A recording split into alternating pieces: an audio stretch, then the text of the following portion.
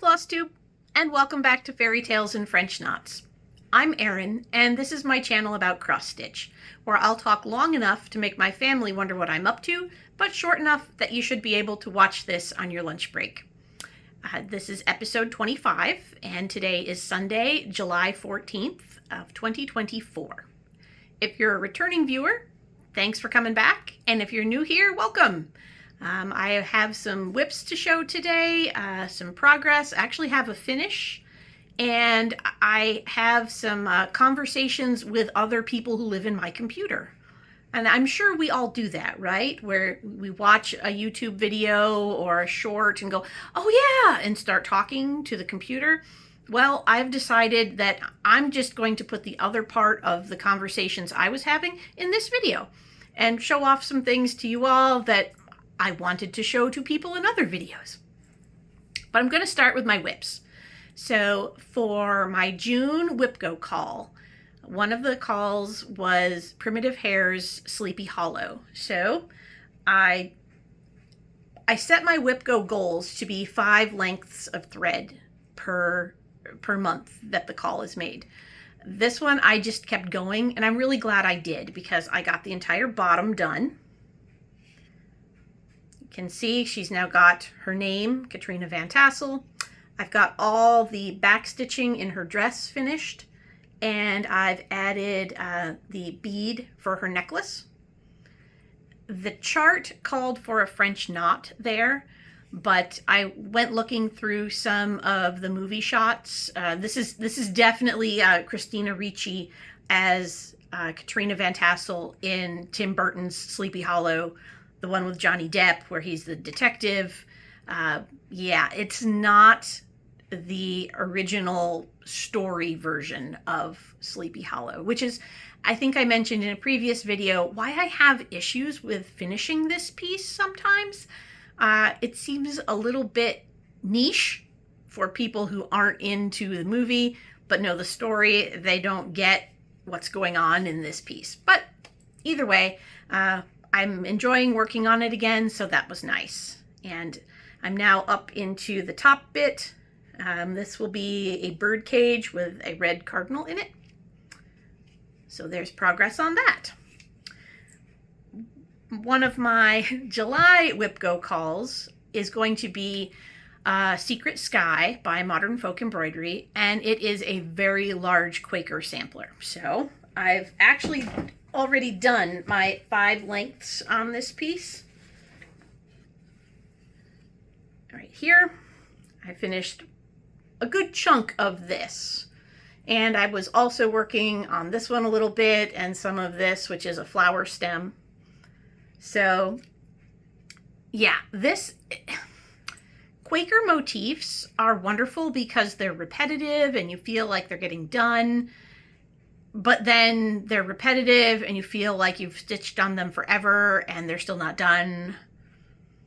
Yeah, I have issues with this one. I'm stitching it in a DMC variegated. I think it's 4240. It's a light blue, dark blue, purple. And then I'm using I think it's gassed cranberry for the lettering and possibly 1 or 2 motifs further up that I haven't gotten to yet. So, yeah, this one, I don't know when it's going to get done. As you can see, there's room for the date here, and I've not filled in the other half. I did start this, I think, in 2017, so at least I was forward-thinking enough not to stitch the 1 in the date. So, hopefully, I probably could stitch the 2 because I should get it done before 2029. We'll see. Notice I'm not grabbing the needle and thread on that one yet. So there was that one. And then I also started another SAL, the Bring Out Your Kits SAL, that the Thread Gremlins, I believe, are hosting. And I found, actually I picked up at StitchCon, this lovely kit here. It's from 1983. It's by Bernat. And it had no fabric in it, but it had all the flosses. So I separated all the flosses out, and they are DMC flosses too. And I'm stitching it on a 40 count because I feel like that makes it look a little bit more delicate. And so far, I have a lovely green and black blob. So there it is, little blob. These are the trees in the background. This is the foreground tree. And over here will be the bridge. Trust me, it's the truth. So those are my 3 most current whips, as well as I have a finish. And I'm going to put this finish in the context of some of the adventures in crafting I've been having that are cross-stitch adjacent, but not actually stitching. So in my last video, over the past couple videos, I've showed off things I've made with the stitched pieces that I got at that estate sale. Some of those things were in frames, and I did not throw the frames away. Well, I take that back. I did throw away the one crappy plastic frame that had the bundle of corn that had been water damaged. That frame was gross, so I threw that one away. But the wood frames I kept. And then I thought, I bet I can cut these down. My husband has a big miter saw in the basement. Erin played with power tools. And this one was my practice. Ta-da! This was an 8.5 by 11 frame. It's now not. I'm trying to think. It's probably about a 4 by 7. I love that I just keep framing my face in it. And then you can see on the back, I used E6000 to put the corners back together. I used a little wood filler, and then I sanded it down. This frame is not, it's wood, but it's really cheap wood. And I tried varnishing it with some Varathane, which is one of my favorite brands of varnish. I get no endorsement credit for telling you that. It's just what I like to use. But it got sticky. So I rubbed it off, and I'm wondering if maybe if I do like a Halloween piece, I could spray paint this black and use it for that. But it definitely doesn't want to take actual varnish. So hopefully paint will work better. So there's that one. And I did that one as practice for the one that I really wanted to cut, that I had a plan for. And the frame that I had a plan for is, let's see this one is a lovely, like, it's really cool. It's like green and brown and silvery. It was a very well-made frame, and it had glass in it, which I promptly took out. And then I measured the piece that I wanted to put in it, which is why I didn't show you the whole frame in that little snip there, because I finished something, and that is the Pray For Me Sal, where we were, a bunch of us from StitchCon and beyond, were working on Lucy Beam's series of Pray For Me, I'm something samplers, or not samplers, but pieces. There's Pray For Me, I'm Stubborn, Pray For Me, I'm Bitter, Pray For Me, I'm Petty, and there's might be one more. I can't remember. But anyway, I did Pray For Me, I'm Stubborn, and I converted all the colors because I didn't have a bunch of them, and I did have a skein of Romy's Creations Forget Me Not that was given to me by a table mate at StitchCon. So this is kind of my StitchCon 2024 commemorative piece. And without further ado, here it is. There's Pray For Me, I'm Stubborn, framed by me in this lovely little frame. All the colors are not the called for colors. Like I said, the blue for the flowers is Romy's Creations Forget Me Not. The brown for the lettering is Forbidden Fiber Co.'s Bark, which I actually purchased at StitchCon. The green, I'm sorry, Amity. Amity from the Hathaway Stitchers lent me a dark green called Pine Needles, but it was too dark and too much like the brown. So I went back to my own stash when I got home, and I had like a tiny scrap of gassed chives left over from some project somewhere. Thankfully, since this is on 40 count mint matcha from Grace Notes, 40 count meant that I didn't need a whole lot of floss to do the little bit of green vine work in there. So I used chives for that. And the yellow is Ozark Sampler Citrus Cooler. I don't even know if Citrus Cooler or Ozark Sampler is still making floss. So there it is. And oh, the little hedgehog was a needle minder that someone gave me at StitchCon. So yes, all StitchCon all the time on this piece. I love it. It's sitting on my desk and I'm very, very happy with that.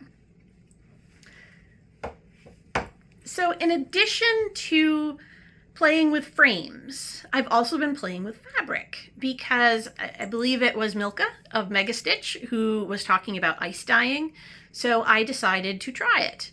And since I won a piece of Monaco in one of the raffle baskets, I had the perfect opportunity to do that. So I have ice dyed 3 pieces of 28 count Monaco.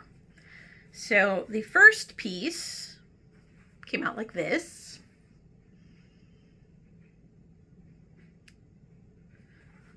And the second piece, done the same day, came out like this. So we put them side by side. One got some darker splotches. This one up here is lighter. A little bit more dramatic here. And so, the first time I ice dyed, I was very impatient. I started poking at the ice cubes as they were melting, trying to make them, oh, this is going to melt too much in one spot. I need to move it around. And then I got completely impatient and went, enough of it has melted, and took the fabric out. The other thing I didn't realize is I bought the RIT fixative for the fabric and did not read the instructions, because why would I do that? I immediately took the fabric and rinsed it off with my garden hose. And then I put it in the pot with the fixative. So I think that's part of why my first pieces look more like this. My first 2 pieces are a bit more muted. And then the third piece that I tried looks like that. And I'm sorry, but there is a face right here. Don't you see it? There's his eyes and his mouth. It's kind of creepy. Maybe I'll flip it over and use it the other way. Nope, he's still there. But anyway, this one came out much brighter than those other 2. You can tell. It was a really fun science project. Like I said, I did with this second batch, the third piece of fabric. I left it in the ice longer, like the ice completely melted, and then I immediately put it into the fixative before I rinsed it. So yeah, it kept its color a lot better. The other thing I tried, rather than just wetting it and crumpling it, I actually bunched it and tied it with some really cheap embroidery floss, because my hope was that by using the cheap floss, it would bleed, and then I would get more colors without needing to get more dye. The color floss that I used was green, so I don't know if that really worked or not. But either way, I've got some really cool little squares of fabric to do some ornaments or like some beach scenes on. Actually, I have some of those little Bent Creek summer snappers, which might look good on that. The other thing I did is I kept one piece undyed, because I cut the Monaco into quarters just out of curiosity to document shrinkage. So I would say my 28 count is no longer quite a 28 count, because if the white was the 28, that blue is definitely smaller.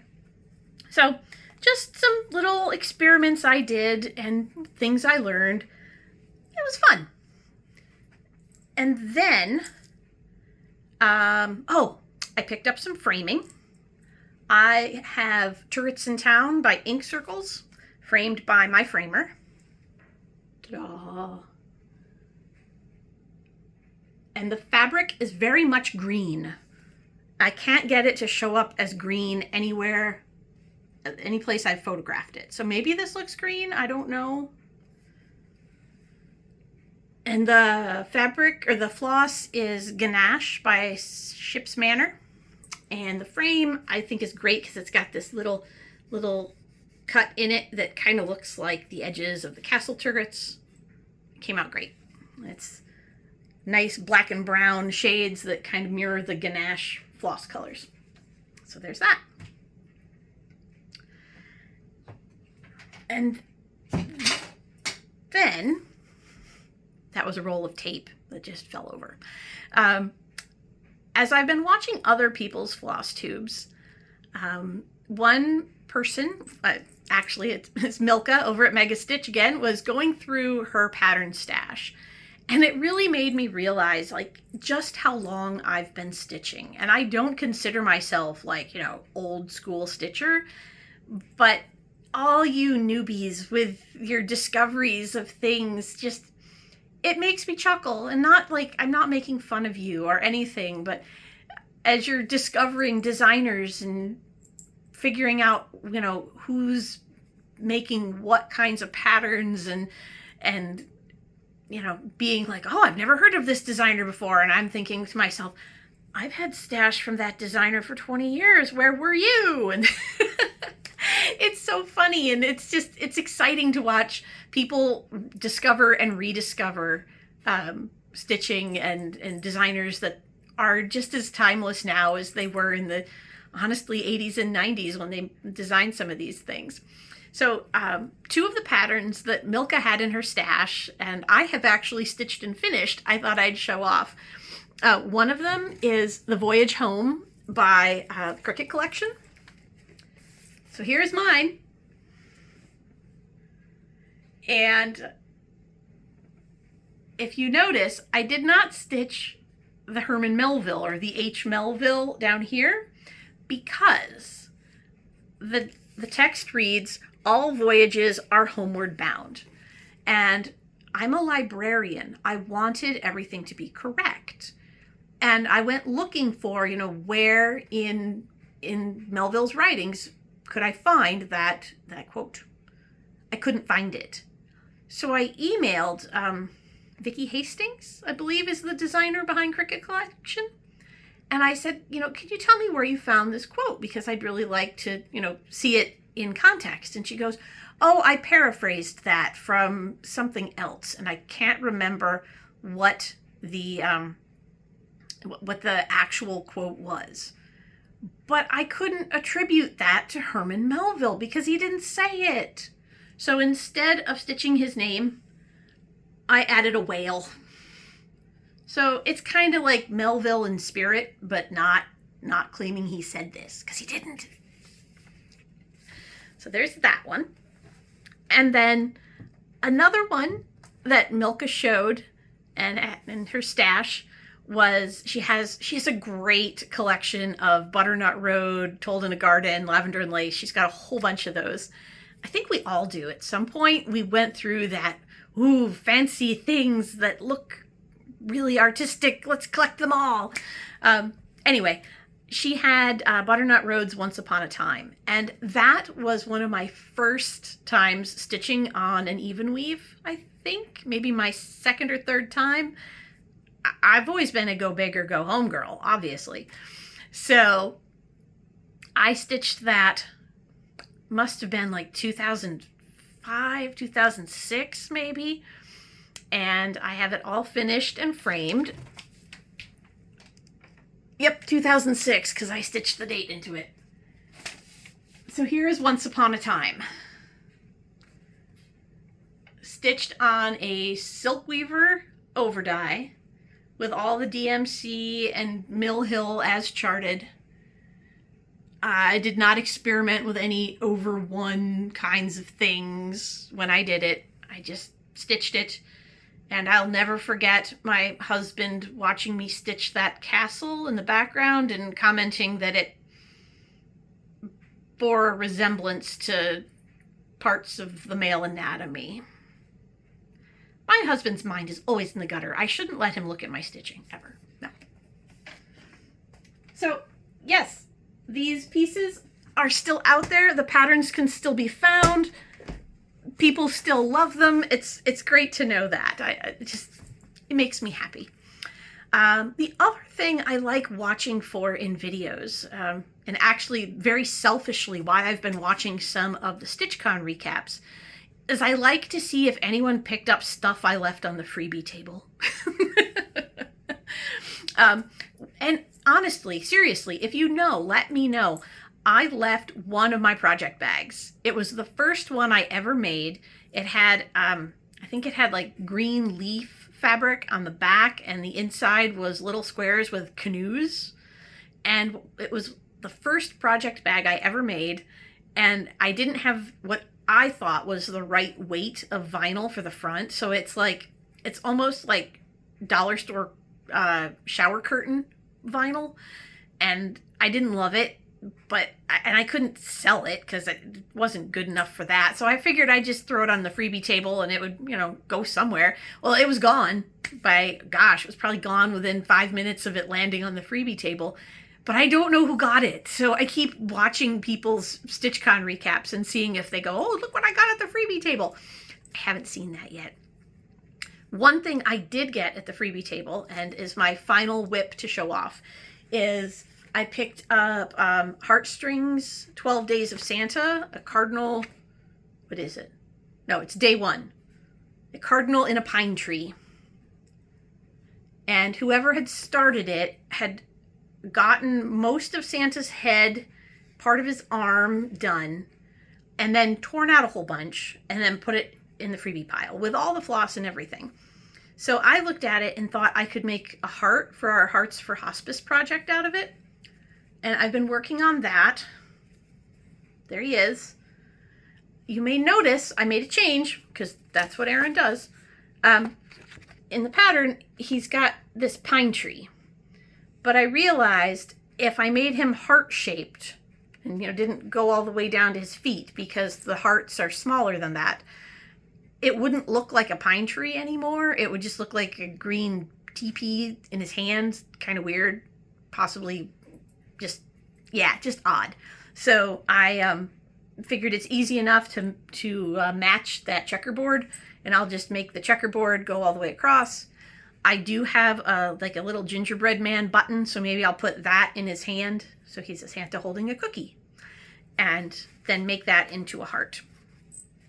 So that's what I've been up to. I've been playing with things and doing some stitching, trying to stay cool, and I have no other comments on the state of the world today except to please, be aware of bias and misinformation, and if you need to turn off the news, do so. And watch more Floss Tube.